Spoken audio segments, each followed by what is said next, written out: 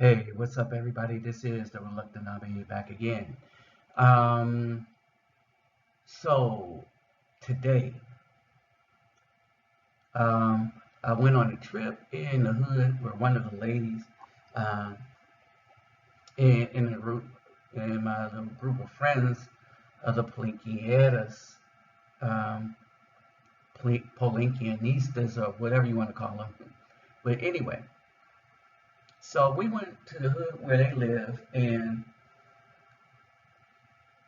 one of the things that I noticed about it is they have a lot of unpaved roads, right? But then where we went, there was a lot of concrete. And I'll get to that in a minute. But if you really wanted to see what the real hood looks like, Cartagena, in a way that it is just not in Brazil, you have a lot more dirt roads here. You When you leave the tourist areas, it is a different vibe and it's a different feel. So I'm gonna show you that in this video right here. All right, let me greet everybody real quick. Pavorten hadugu dog, ola oida bang, basas los, bonje mismi, kedaboni konnichiwa. Ni hao ni ama, sani bonani, jambo habaigani, assalamu alaikum, shalom, kumusta ka, kumusta pokayo, talafa lava soy hua.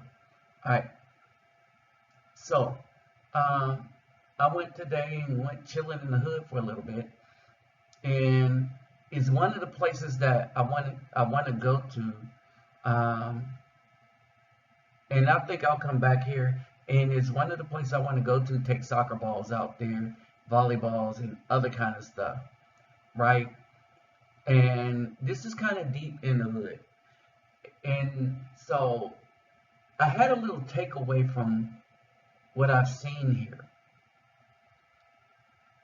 And there's some things that I'm learning about culture here that's surprising on one hand, good on the other. All right. Before I get started, let me ask you to get those thumbs up. Give a thumbs up, like, share, subscribe. When you subscribe, click the notification bell. And for you brothers that watch this, that have that are on platforms on Facebook, groups on Facebook, share this in the groups on Facebook. All right.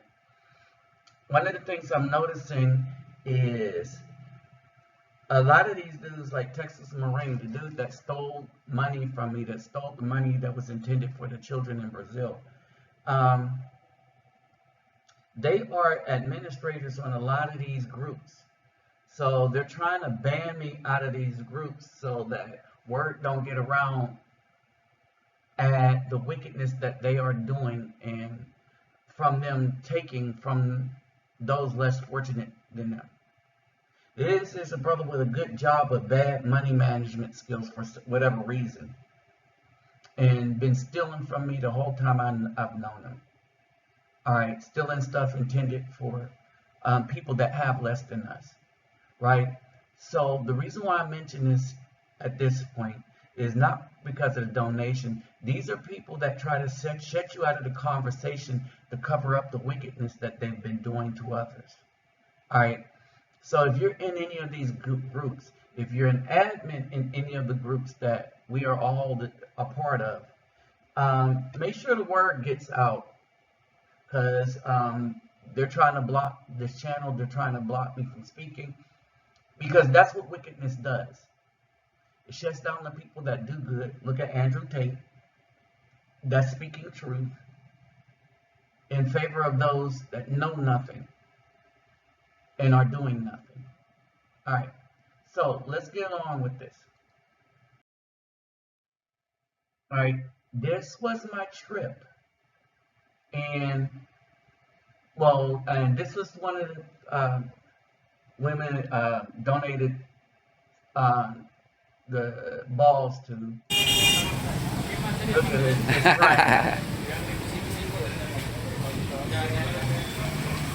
Alright, y'all, I'm in a real hood here. So 28. Mira, puedes tomarle a la Para, ferretería. so, fueron dos. 28 es más caro. Un poquito. El número no tiene dinero.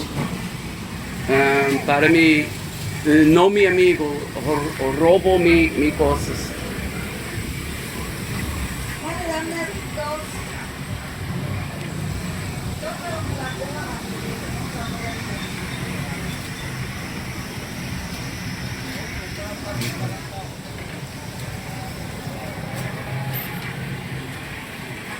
So this is the general feel of the area. And you saw all the concrete, right?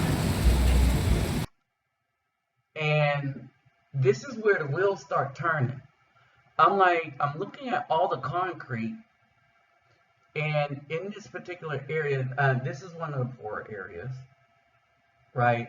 There's a lot of concrete, and so I was wondering, why is it so difficult for people to have resources to help themselves? And I came up with a little answer for that, and that is, it's kind of a cutthroat culture society in some ways, and a sharing society in others. All right, and that's what kind of surprised me about this. Wanted to see what was going, see these areas and stuff, and you got an abundance of building materials. All right, what we was talking about, 28, that's what it costs for a sack of concrete. All right, that's what it costs for a sack of concrete. And so to do your floor, so people are building these houses, or they're coming in these houses, they got a structure. So to get concrete on the floor, because floors are kind of like mud floors, right? And so imagine what somebody with an engineering degree, not even an engineering degree, but engineering knowledge, civil engineering knowledge, could do in these places to lift it up. Imagine a child that learns engineering, civil engineering, and then come back to this hood. Imagine the impact that would be. And that's what I started thinking about. All right. In places like these, in Brazil, there's a lot of builders, but I think with training our youth in the way that they should go and getting them stuff like these civil engineering knowledge, not even degrees, just knowledge. All right, these places could get built up, but we don't do that for ourselves now. And this is the lesson that I was learning from this. We do not do that for ourselves now. We don't do that for ourselves because in a lot of these places, just as well as the United States, what makes them different from the United States is they will not abort their children en masse like black women do in the United States. If somebody comes in and want to do stuff for children, they are recognized for that, right? In the United States, it's the opposite. The black woman considers that weak, lame, nerdy, you know. And in the same breath that they say that, then they'll turn around and say men don't do SH for children because they open their legs up for a bunch of ain't SH men.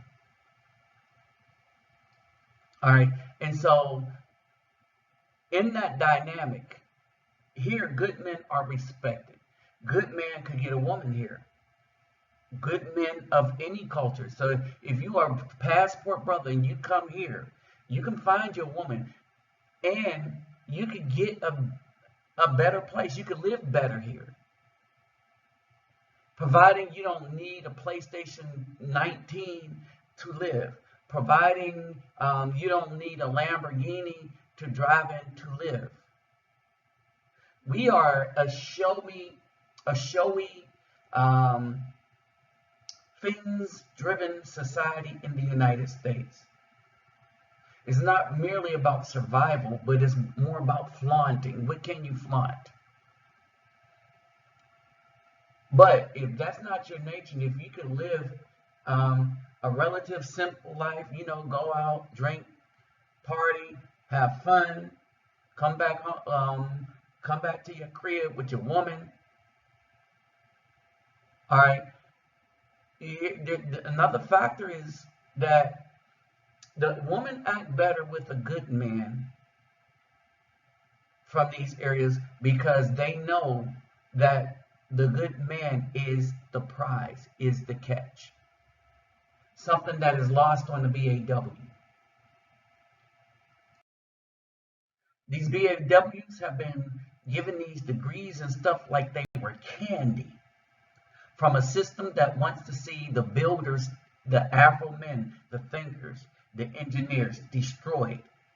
And the main people destroying them, and now we know it's in therapy sessions, the biggest adversary enemy that we have is these BAWs with degrees, who when called out, who when caught up, will want to try to sucker the very people they were trying to destroy into giving them money to help bail them out of tearing down the very Afro men that had done nothing but try to build.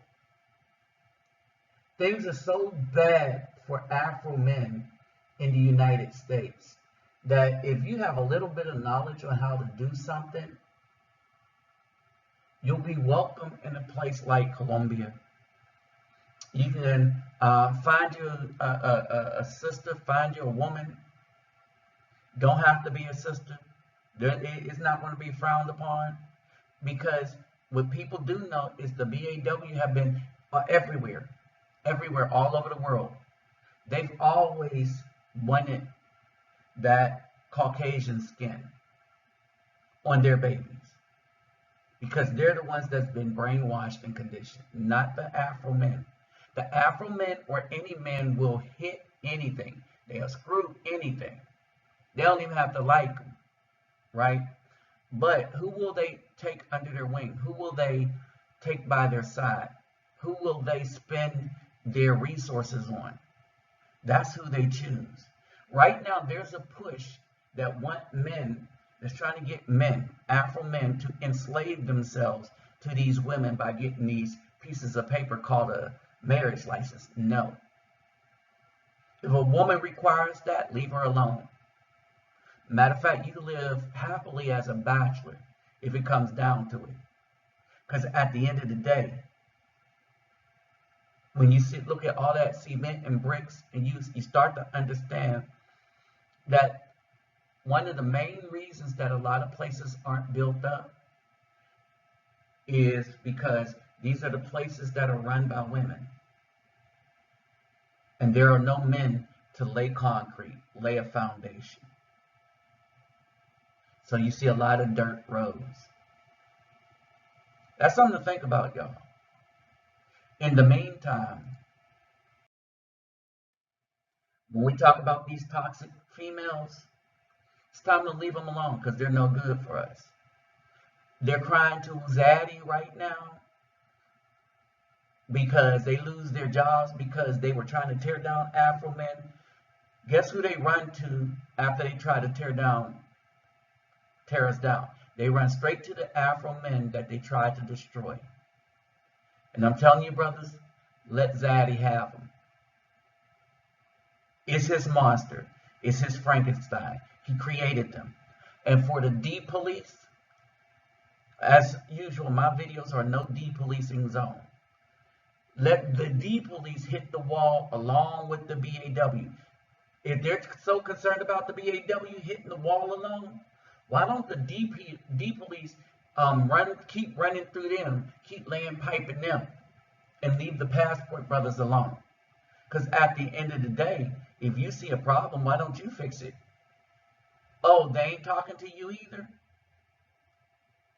See, now you know why we travel. The only thing is we're not suckers to stay in a place we're not wanted. With that said, I'm out.